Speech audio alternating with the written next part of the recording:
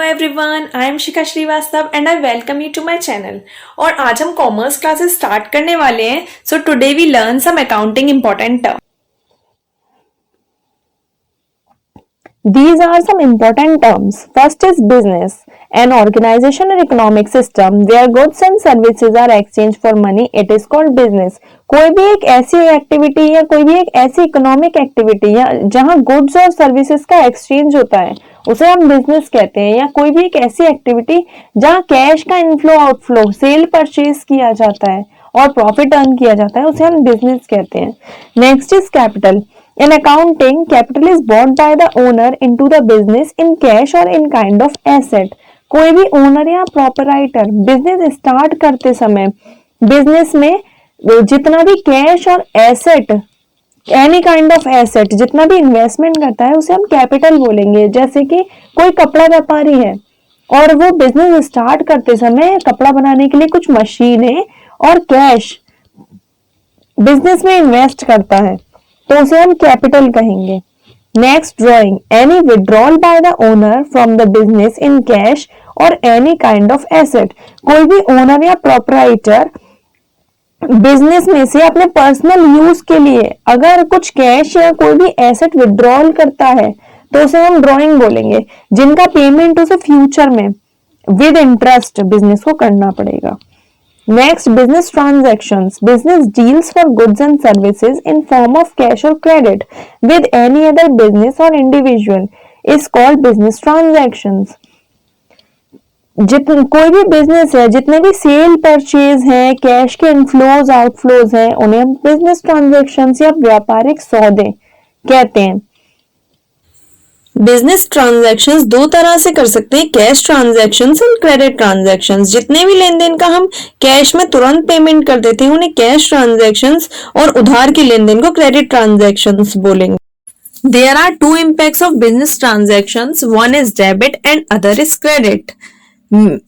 जितने भी कैश के इनफ्लोज और आउटफ्लोज है, जब भी कैश का इनफ्लो होगा या कैश रिसीव होगा, जितनी भी इनकम्स रिसीव होंगी उन्हें हम क्रेडिट करेंगे।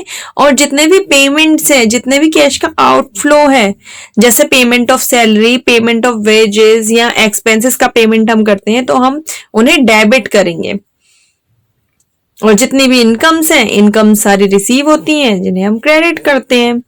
Next, account, a record of financial transaction for an asset, individual, organization, income or expenses.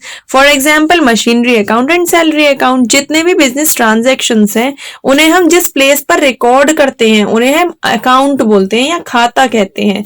जैसे मशीनरी के सारे ट्रांजेक्शन रिकॉर्ड करने के लिए हम मशीनरी अकाउंट और सैलरीज के सारे ट्रांजेक्शन रिकॉर्ड करने के लिए हम सैलरी अकाउंट बनाते हैं। Goods, those items which are purchased by business only for sale, not for personal use. It is called goods. For example, a carpenter buys woods for furniture. जितना भी माल है हमारे बिजनेस में, जितना भी रॉ मटेरियल है या कोई भी ऐसा मटेरियल जो मैं सेल करने के लिए परचेज करती हूँ उसे मैं गुड्स बोलूंगी। Stock refers to the goods on hand which is converted to the finished goods to be sold to the customers. जितना भी स्टॉक है जो सेल आउट नहीं हुआ है उसे हम स्टॉक बोलते हैं। वो रॉ मटेरियल में या फिनिश गुड्स में भी हो सकता है। Expenses are that amount which paid or due to paid for goods and services. जितने भी खर्चे हैं हम उन्हें एक्सपेंस अकाउंट में लिखेंगे। Direct expenses and indirect expenses, जितने भी एक्सपेंसेस का हम डायरेक्ट पेमेंट करते हैं उन्हें हम डायरेक्ट एक्सपेंसेस, और जितने एक्सपेंसेस का इनडायरेक्टली पेमेंट हो जाता है उन्हें हम इनडायरेक्ट एक्सपेंसेस कहते हैं। इनकम्स, जितनी भी अर्निंग्स है हमारी उन्हें हम इनकम्स बोलेंगे। Debtors and creditors. Debtor is someone who owns money. Business will receive money from debtors in future. Debtors हमारे क्रेडिट सेल्स से रिलेटेड होते हैं। जितनी भी क्रेडिट सेल्स हैं उनका पेमेंट हमें फ्यूचर में रिसीव होगा, इसलिए हम डेटर्स को एसेट साइड में लिखते हैं। Creditor is someone who lends money, business will pay money to the creditors in future. Creditors जिन्हें हमें फ्यूचर में पेमेंट करना होगा। क्रेडिटर्स क्रेडिट परचेज से रिलेटेड होते हैं। Purchase, sales, purchase return and sales return. जितना भी माल हम परचेज करते हैं, खरीदते हैं, उसे हम परचेज अकाउंट में, और सेल किया हुआ माल हम सेल्स अकाउंट में लिखेंगे। अगर कोई माल डिफेक्ट के कारण या किसी और रीजन से वापस आ जाता है, सेल किया हुआ माल अगर वापस होता है, तो उसे हम सेल्स रिटर्न, और परचेज किया हुआ माल किसी रीजन से हमें वापस करना होता है तो हम उसे परचेज रिटर्न बोलेंगे। Assets, something valuable that a business owns and get benefit from it, like land, building and machinery. Assets, हम बिजनेस के पास जितनी भी प्रॉपर्टीज हैं या जितनी भी संपत्तियां हैं, हम उसे एसेट अकाउंट में लिखेंगे, like land, building and machinery. There are two types of assets, fixed assets and current assets. Those assets on which a business will get benefit for a long period of time are known as fixed assets. जितनी भी assets हैं जिनका benefit business को बहुत long time के लिए मिलता है, जैसे building, land, machinery, plant etcetera, इन्हें हम फिक्स एसेट्स या लॉन्ग टर्म एसेट्स भी कह सकते हैं। Current assets, those assets which are used और utilised within a short period of time are known as current assets. ऐसी एसेट जिनका बेनिफिट बिजनेस को बहुत शॉर्ट टाइम के लिए मिलता है, उन्हें हम करंट एसेट्स या फिर शॉर्ट टर्म एसेट्स भी कह सकते हैं। For example, stock, debtors, bills receivables, cash in hand and cash at bank. Liabilities, something valuable that a business owns which business have to pay in future.